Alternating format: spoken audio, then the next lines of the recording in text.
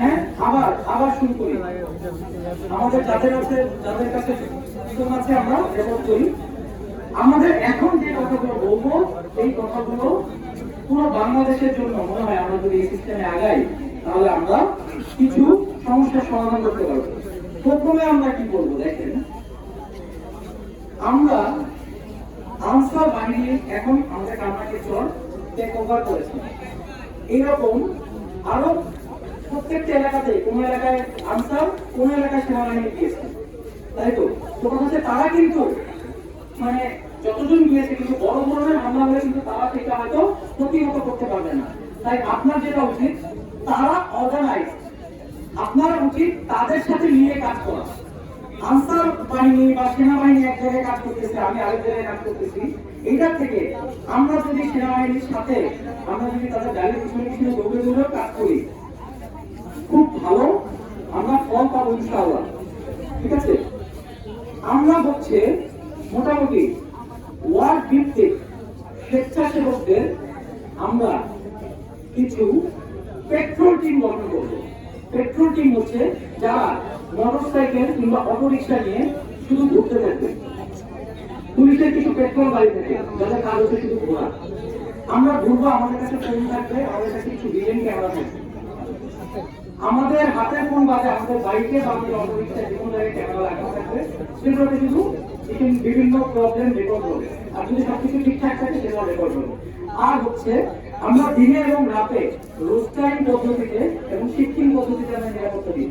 আজকে শনিবারে একদল দিবে, রবিবার আরেকদল নিরাপত্তা দিবে, দিনে একদল দিবে, রাতে একদল দিবে। এবং আমরা ওয়ার্ড ভিত্তিক, এটা আমরা গত কয়েকদিনে আমরা যে মানে মিটিং করেছি, আমরা কিন্তু ওয়ার্ড ভিত্তিক আমাদের যে কমিউনিটি 3টা ওয়ার্ড 55, 56, 57, আমরা এই 3টা ওয়ার্ডের জন্য আলাদা আলাদা 3টা মানে আমরা কিছু লিডার নির্বাচন করেছি যারা সেই 3টা ওয়ার্ডে তারা দায়িত্ব করবে। তো আমাদের যদি 3টা ওয়ার্ড থেকে ফোন দেয় বা আমাদের রেড লাইনে যদি সব ইয়ে থেকে ফোন দেওয়া যাবে কি, একই সময় যদি 2 জায়গায় সমস্যা হয় 2 জনের কল রিসিভ করা যাবে না। তো আপনি যদি 56 নম্বর ওয়ার্ডে যান, এই 56 নম্বরে কল দিবেন, 57 বলে 57 নম্বরে কল দিবেন, এভাবে যে ওয়ার্ডে সেই নম্বরে কল দিবেন। তো এরকম ভাবে সবগুলো এলাকাতেই ছোট ছোট ভাবে আর একটু অ্যাক্টিভ ভাবে যদি আমরা টিমগুলোকে ভাগ করতে পারি তাহলে হচ্ছে কাজ হবে।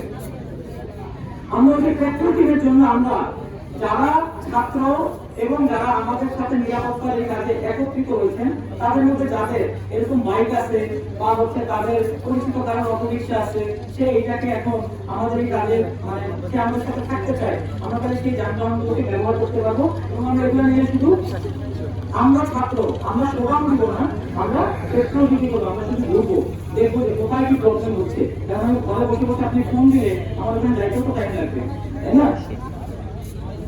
আর হচ্ছে আমরা কামরাঙ্গীর চর যারা পরিষ্কার শুরু করেছেন, আমরা ইনশাআল্লাহ একই সাথে পরিষ্কার এবং সবুজায়ন শুরু করবো।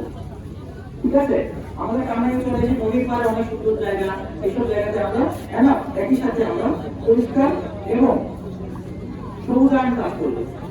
এর থেকে ইমার্জেন্সি যেটা দরকার সেটা হচ্ছে আমরা প্রয়োজনে নিজেদের অর্থায়নে কিংবা কামরাঙ্গীর চরে যাদের ব্যবসা প্রতিষ্ঠান আছে, যেসব দোকানগুলো আছে, আমরা কারো থেকে চাঁদা তুলবো না, আমরা আপনার কাছে যাবো না। আপনার যদি মনে হয় আপনি আমাদেরকে এসে কিছু চাঁদা দিয়ে যাবেন, আমরা আর এটা আমরা নিব না। আগে সবার থেকে আমরা নিজেরা চেষ্টা করবো যেমন ভাবে এই যে স্ট্রিট ল্যাম্প গুলো নষ্ট হয়েছে কিংবা যেখানে রাস্তার লাইট নাই, আমরা প্রয়োজনে ভাই 300 টাকা এনার্জি লাইট 100 টাকায় কিনে হলেও রাস্তাগুলো আলোকিত করবো। বুঝেছেন? অন্ধকার রাস্তায় ডাকাতি করতে খুব মজা, এই মজাটা দেওয়া যাবে না। আমাদের রাস্তাঘাট আলোকিত করতে হবে, রাস্তাঘাট রাতের বেলাতেও যেন আলোকিত থাকে ফকফকা, তাহলে কে বের হয়েছে সে বেরোতেই ভয় পাবে, কারণ তার ছবি লাইট মুড়ে আর তোলা লাগবে না, এই মুড়েই তোলা যাবে। মোবাইলে আপনারা যখন একটা জায়গায় প্রোগ্রাম হচ্ছে, আপনি যদি এখন যেভাবে ভিডিও মানে লুটপাট হচ্ছে, ডাকাতি হচ্ছে, আর এখন হচ্ছে প্রোগ্রাম হচ্ছে, আপনি এখানে যেভাবে ভিডিও করতেছেন, যখন ডাকাতি হবে আপনি কি এভাবে ভিডিও করতে পারবেন? হ্যাঁ, আমি আপনাকে কি করতেছি, ইনফ্লুয়েন্স করতেছি, আপনি ভিডিও করেন, ডাকাতি আপনাকে ইনফ্লুয়েন্স করবে, মোবাইলটাই আগে নিয়ে নেবে। এই জন্য আপনাকে যেটা করতে হবে, আপনি যেখানে আপনার পাশের বাসায় ডাকাতি হচ্ছে, আপনি কি করবেন, আপনার ফোনটা প্রয়োজনে একটা পাওয়ার ব্যাংকের সাথে কানেক্ট করে বা ফোনে চার্জ আছে, ফোন ইমিডিয়েট 2-3 ঘন্টা ভিডিও করতে পারেন, ফোনটা জানালার কাছে ব্যালকনিতে যে কোনো জায়গায় লুকায় রেখে আপনি হিডেন ভাবে রাখবেন, ফোন থাকবে আপনি থাকবেন না। আপনি তারপরে প্রয়োজনে নিচে গিয়ে আপনি থামানোর চেষ্টা করেন, তখন যদি তারা আপনাকে আক্রমণ করে সেই ব্যাপারেও এই ক্যামেরা দৌড়বে, তাই না? সো আপনি যেখানে আপনার এরকম সরাসরি ক্যামেরা ইউজ করার সমস্যা, হিডেন ক্যামেরা ইউজ করেন। আমরা অলরেডি আমাদের একটা টিম হিডেন ক্যামেরায় কাজ করতেছি। আচ্ছা, লুটপাট ডাকাতি হচ্ছে হচ্ছে হচ্ছে এই ধরনের নিউজ না করে কে করতেছে এই ধরনের নিউজ শেয়ার করছে?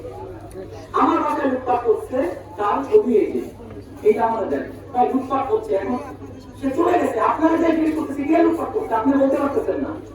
ধরেন পুলিশ গেল, আপনি তারা কি বলবেন? সে কার নাম লিখবে? সো কে করতেছে তার নাম যদি না জানেন, যে কোনো ভাবে ওই হিডেন ক্যামেরার মাধ্যমে হলেও তার ছবি তুলেন, তার ভিডিও করেন এবং সেটা সরাসরি আমাদেরকে জানান, কিংবা সেটা কামানি করে যে কোনো গ্রুপে সরাসরি পোস্ট করার চেষ্টা করেন। যদি আপনার পোস্ট অ্যাপ্রুভ না হয়, সেটার একটা স্ক্রিনশট নিয়ে আমাকে পাঠান, ওই গ্রুপের সাথে আমরা যে কথা বলবো। ঠিক আছে ভাই? কামরাঙ্গি করে গ্রুপ পোস্ট অ্যাপ্রুভ করে না, গ্রুপ ডিলিট করতে হবে। একবার কিনা বলেন? আমাদের কামরাঙ্গি চল, আমাদের পোস্ট অ্যাপ্রুভ হবে না, তাহলে কি আপনি গুলশানের পোস্ট অ্যাপ্রুভ করবেন ভাই?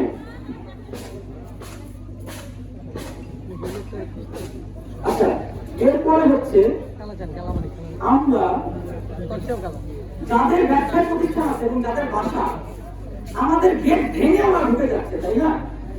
আমরা ইউটিউবে একটা জিনিস দেখবো যে what is door armour and what is shutter armour.